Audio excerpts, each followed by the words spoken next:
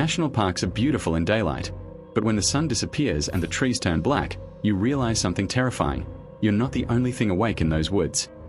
My name is Aaron. I'm a 24-year-old hiker from Colorado. I've camped alone dozens of times, but my trip last October into Pike National Forest nearly killed me. It was supposed to be peaceful, a break from city noise. It turned into the most horrifying night of my life. I reached my campsite around evening, a small clearing surrounded by thick pines. Nothing unusual at first, just cold air, falling light, and that calm silence you get away from crowds. By 11 p.m., I was inside my tent. That's when I heard the footsteps. Slow, heavy, getting closer. Crunch, crunch, crunch, stopping right outside my tent. My first thought was bear, but the breathing wasn't a bear's. It was wrong. Shaky, wet, like something struggling to imitate breathing. I held my breath. The steps stopped inches from my head. And then, a whisper. A low, raspy, human-like whisper. Are you awake? My blood froze. There were no other hikers in the area. No cars at the trailhead except mine. No reason for a human voice to be here.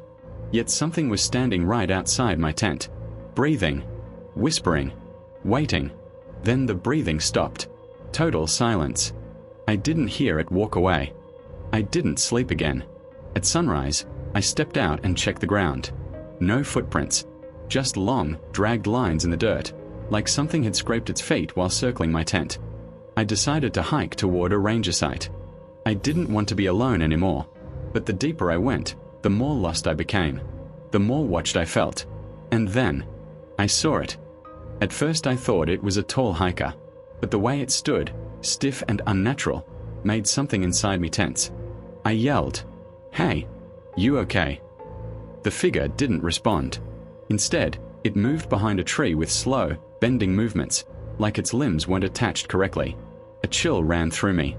I turned and kept walking. And that thing followed me the entire day. Never close. Never far. Just out of sight. Whenever I stopped, it stopped. Whenever I walked, it walked. By evening, I was exhausted and disoriented. I set up my tent again because I physically couldn't walk anymore. And that night, it returned. This time, it didn't whisper.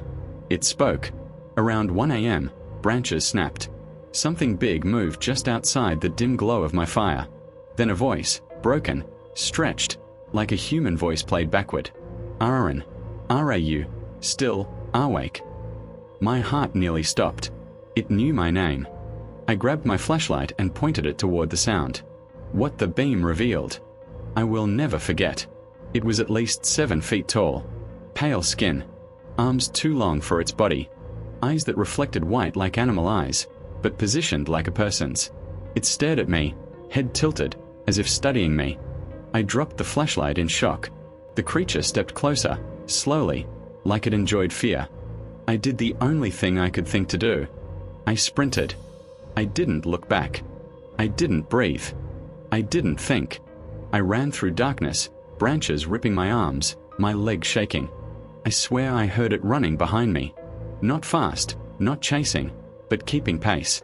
Like it wanted me to know it wasn't far. I ran until I saw the faint glow of the trailhead. My car. My safety. I didn't stop until I was inside, doors locked, engine roaring. As I drove away, I saw something in my rearview mirror. At the edge of the tree line. Tall. Still. Watching. 2 glowing pale eyes. Until the forest swallowed them. I never went back to Pike National Forest after that night. And sometimes, even now, when I'm walking home at night, I swear I hear that same broken whisper behind me. Are you awake? Comment me. Some national parks close certain areas for maintenance, weather, or safety. But sometimes the real reason is something they don't want visitors to see or hear. This story was sent by a 29-year-old trail photographer from Arizona named Joel. He was exploring an area inside Grand Canyon National Park known as Devil's Ridge, a narrow offshoot trail famous for incredible sunrise shots. The trail had been temporarily closed due to instability, but Joel slipped past the tape anyway. He wishes he never did. Joel reached the ridge around 5 p.m. The The sun was low, turning everything gold. Perfect lighting. He took photos, sat on a boulder, and waited for sunset. That's when he heard the first scream. Not an animal scream. Not someone calling for help. It sounded human, but twisted. High-pitched at first, then dropping into a deep, throat-tearing growl. Joel stood up immediately. He shouted, "Hey, are you okay?" No answer. Just wind, and faint echo returning from the canyon walls. He started packing his gear, deciding he needed to leave. The trail was dangerous enough without mystery screams. But as he turned around, he heard footsteps. Slow, crawling footsteps. Like something dragging itself across loose rock. Joel called out again. No response. The footsteps got closer, and then stopped completely. He lifted his camera and snapped a photo at random, using the flash to light up the area behind him. When he checked the shot, his stomach dropped. Something was in the picture. It was a figure, hunched low, long arms touching the ground, almost crawling on all fours, but its limbs were bent the wrong direction. He looked up from the camera. The figure was gone. He packed everything in seconds and started down the ridge. But the screams came back. This time, closer, and they weren't coming from one throat. They sounded like multiple people screaming together. Joel panicked and began running. The ridge was narrow, barely wide enough for one person. A single wrong step meant a fatal drop. As he moved, the screaming suddenly stopped. Total silence. Then, a whisper floated from the canyon below him. "Don't leave." He froze. The whisper wasn't spoken by one voice. It sounded like many voices speaking as one. Against his better judgment, Joel stepped closer to the edge and looked down. Something was climbing the cliff. Something big. And fast. He saw a pale hand, almost skeletal, latch onto a ledge. Then another. Then another. Whatever was climbing had more than two arms. Its head came into view next. A stretched, featureless face, except for a vertical slit where a mouth should be. The slit opened, and every scream he had heard that evening exploded out of it at once. Joel stumbled back in horror. The creature hauled itself up the cliff with unnatural speed. He ran. He didn't dare look back.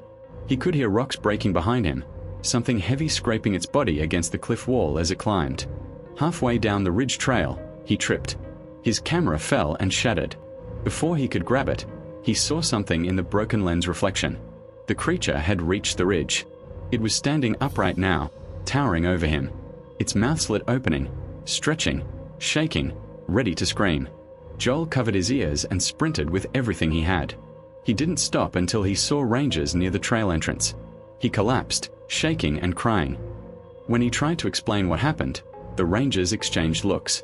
One ranger finally said, "You weren't supposed to be up there. That area is closed for a reason." The other ranger whispered something under his breath. Joel heard just one word: "Echoer." The rangers escorted him to safety and told him not to mention what he saw to anyone. But Joel sent this story because he said people deserve to know. Grand Canyon is beautiful, but if you ever hear human screams echoing at Devil's Ridge, don't answer. And never, never look over the edge.